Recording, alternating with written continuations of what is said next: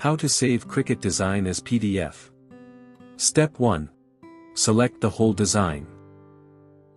Step 2. Click on Flatten. Step 3. Go to the Layers panel and select Print then Cut. Step 4. Click on Make It. Step 5. Click on Continue. Step 6. Click on Send to Printer. Step 7. Turn on Use System dialog. Step 8. Turn off Add Bleed. Step 9. Click on Print. Step 10. Hide the window by moving the window. Step 11.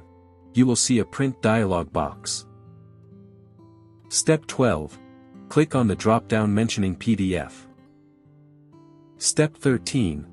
Click on Save as PDF. Step 14. Enter the information and click on Save.